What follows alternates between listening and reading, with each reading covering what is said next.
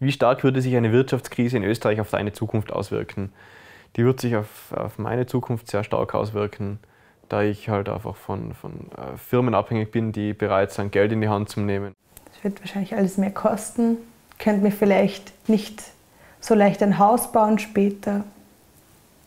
Also ich glaube, man muss sich schon Gedanken machen, wo legt man an, wie legt man an, ob es auf mich selbst Auswirkungen haben würde. Es wird auf jeden von uns Auswirkungen haben. Auf den Arbeitsmarkt, auf den Konsum, auf Steuern, auf Preise. Wenn jetzt, wo sie bei Gas, an der Gasheizung ist und die dran in den Hahn, dann schaut die Welt anders aus.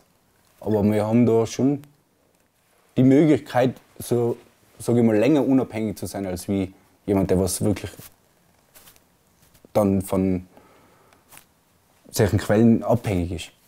Ich suche immer eine Frau, die was ein bisschen einen besseren Job hat als ich oder ein stabileres Leben führt, wo ich mich darauf verlassen kann.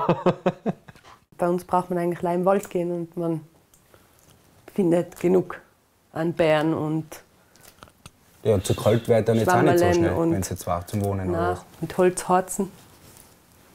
Das passt. Wir haben ja schon voll die Wirtschaftskrise, auch in Österreich. Und ich meine, es kann sein, dass sich das alles mal auf den Gehalt und vor allem auf die Pensionen später auswirkt. Kulturförderungen bleiben aus.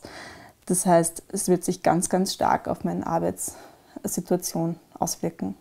Wenn eine Wirtschaftskrise ist, dann ist im Endeffekt immer weniger Geld. Die Leute können sich weniger leisten. Das ist egal, es ist für alle schlecht. Nur auf eine Steine mal lutschen geht nicht, man braucht ein bisschen was. Wirtschaftskrisen kann auch dieser Sport, der auf einmal nichts mehr wert sein. Wir haben Gott sei Dank Gold angelegt. Also wir haben nicht viel Bares am Konto.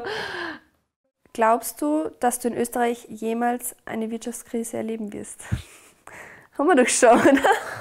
Ich glaube, wir sind mittendrin, würde ich sagen. Ja, und sie hört ja auch nie auf. Also ja, wenn es irgendwie um Lohnerhöhung geht und so, dann hört man immer, ja, aber wir sind ja in der Krise und so. Wir sind die Generation Wirtschaftskrise. Es wird auch immer gesagt, glaube ich, wir sind in der Krise, weil wir haben Budgetkürzungen. Es hört sich gut an und also wir sind mal in der Krise, mal nicht. Und wir haben die ja, es kommt darauf an, in welche Branche man ist. Ja, und ich finde, wir haben jetzt keine irrsinnig schlimme erlebt. Also dadurch, dass ich Geschichte studiere, denke ich mal, es ist vielen Leuten viel dreckiger gegangen als uns und es wird sicher in der Zukunft vielen Leuten dreckiger gehen, als es uns geht.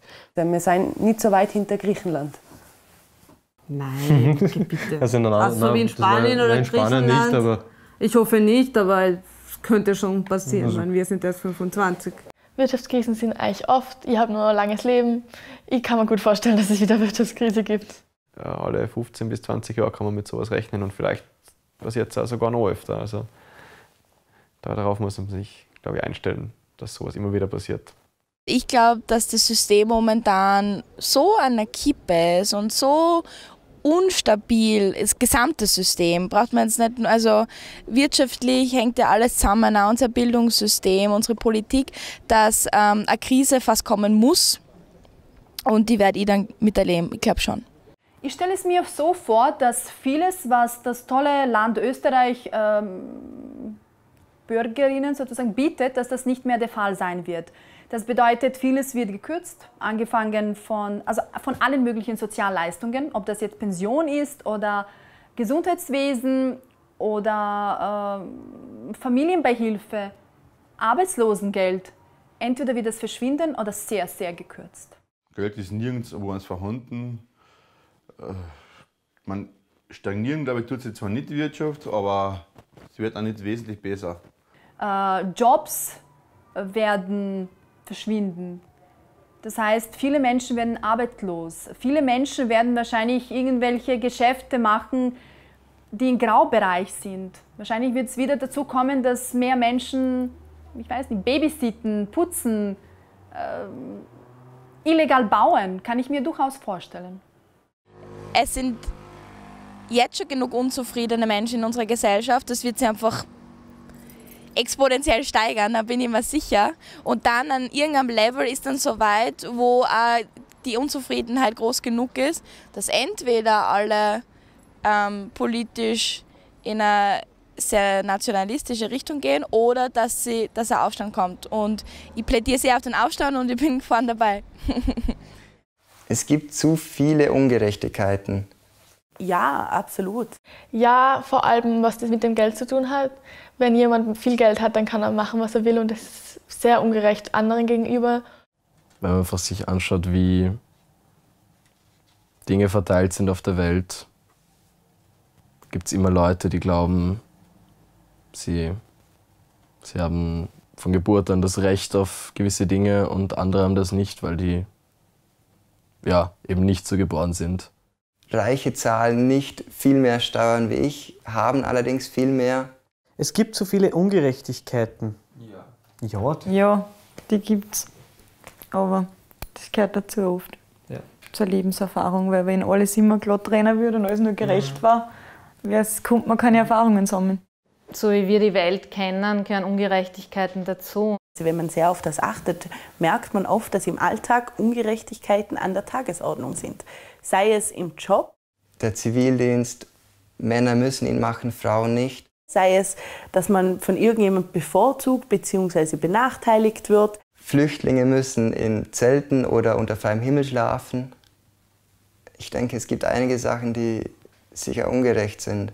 Ungerechtigkeiten sind an der Tagesordnung. Am Arbeitsplatz habe ich es einmal vor langer Zeit einmal erfahren.